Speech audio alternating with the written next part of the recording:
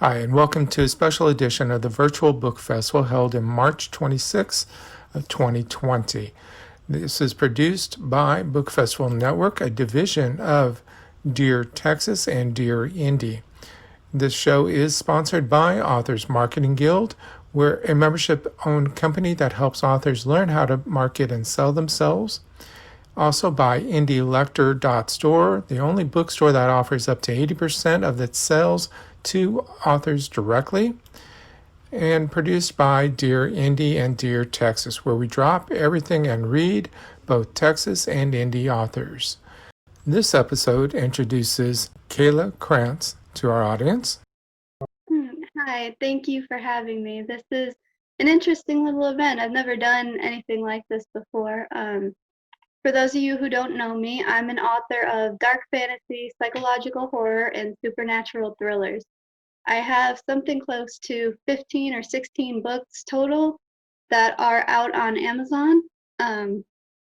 Most of my ebooks are around 99 cents, and I also have paperback and audiobook copies. This is my first novel, Dead by Morning. It's a supernatural thriller that mixes the angst of a high school drama and the gore of a nightmarish slasher. It's kind of a blend of genres. Um, when I first started writing it, it was supposed to be like a not really supernatural, but just kind of like a throwback to 80s horror. Like I really like the Nightmare on Elm Street series, so I was trying to do something kind of similar but different. Um, I guess today I'll just read a little excerpt of it because I don't really want to go over like all 15 of my books because that seems a little excessive. All right. Reluctantly, she set her hand in his. His skin felt clammy beneath her fingers, like he had been sweating. Luna wanted to pull her hand back, but she forced herself to keep it there. He closed his fingers around hers and pulled her onto the dance floor, smiling as he did so. The music turned to a slow song, and Luna had a feeling that was why he wanted to dance. She stayed arm's length away, barely setting her hands on his hips. Chance's eyes squinted on one side before he forced her arms up onto his shoulders, setting his hands on her waist. Despite herself, a fierce blush bloomed across her cheeks. This was the most intimate way a man had ever touched her. The places where his hands rested sent electricity through her skin, and she shuffled, hoping against hope that he would loosen his hold, but he wasn't shy about the move. As he stepped to the music, she searched his expression for any sign of compassion. Why do you do this to me? Do what? Make me go to things like this. I mean, I know you don't like me. What could you possibly want from me? He looked back at her, and for a minute he didn't speak, as if he had been caught off guard by her question. I can't tell you.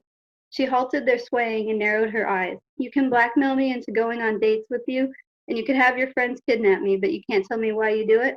Look, you'll find out eventually, and you won't like it, I know. I try hard to get you to feel something toward me so that when you find that out, you won't fight me, he whispered in her ear.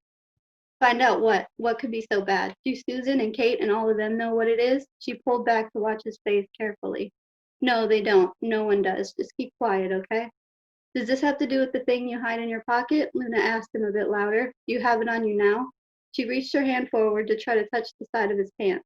A couple of people around them turned to look at her as she raised her voice. Chance caught her wrist easily in his hand, returned their stares, and smiled nervously before looking back at Luna. He had to resist the urge to shake her into silence as he let go of her arm. I don't hide anything in my pocket, okay? He snarled. That's all just your imagination, Luna. Now drop it. Part of her was frightened by his anger. He was hiding something from her, and from everyone else as well. Okay, we're setting up the play, a voice called from the stage, pulling the attention off of them. We need a volunteer singer to help us out. How about Chance does it? A nearby girl suggested.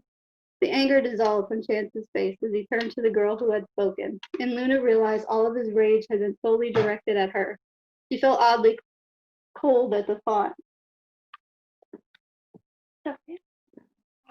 Yeah, I'll do it. Why not? She barely heard him say. He let go of her and moved through the cheering crowd toward the stage. The band took its place, and Chance stood at the microphone. He looked completely comfortable up there, normal, as if he weren't the center of attention.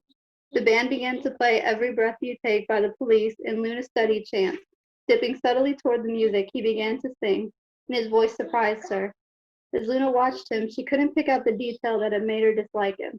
From a glance, he looked like any other teenage boy. The girls around Luna cheered him on, but she stayed silent. His eyes flicked to her as he reached the chorus of the song, flashing in the light.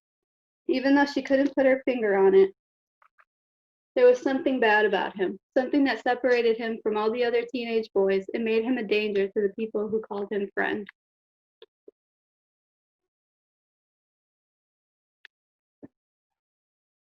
So, Kayla, before you go on, you've got a fan sitting there in your room. Would you like to introduce her?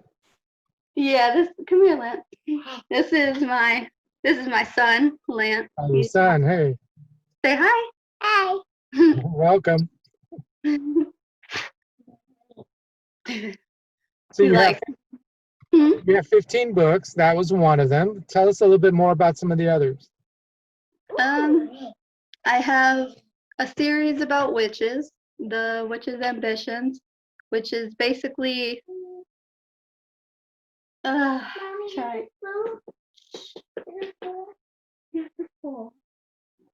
But I have another series, the Blood Moon trilogy about werewolves and vampires, and then I have several standalones. I have, I think, 3 novellas with romance as their main plot.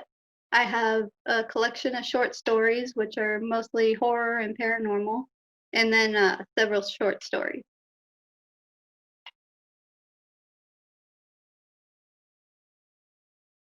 Okay, and you still have some time. So what would you like to talk about? I guess my work and everything can be found on my website, authorkaylakrantz.com. Okay. Do you have social media that people can follow you on? Yeah, I'm on just about every site known to man: Facebook, Twitter, Tumblr,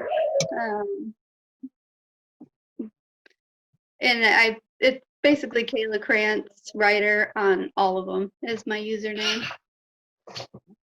And do you have a new book coming out?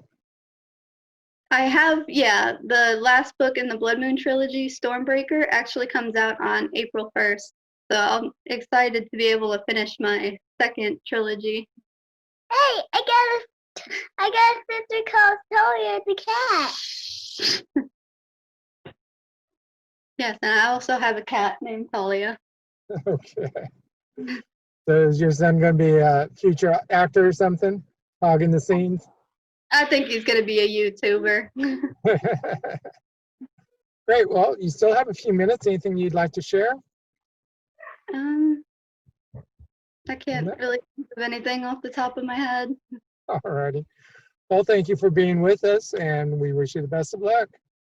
Thank you. Authors Marketing Guild is a membership-owned organization designed to help authors succeed and learn how to better market and sell themselves and their books.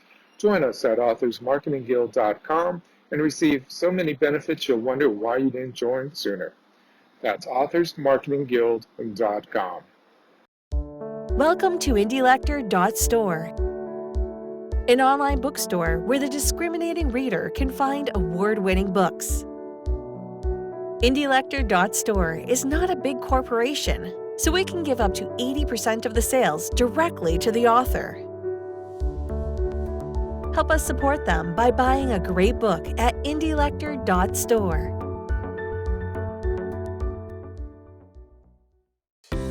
The 5th Annual Authors Marketing Event. 2 days of live seminars in marketing for authors. The only organization that certifies authors in marketing. Live and free to the first 100 authors registered. Sponsored by Bubblish, empowering entrepreneurs, and Indie Lecter Store, paying authors for their fair share. Head to www.2020.authorsmarketingguild.com today.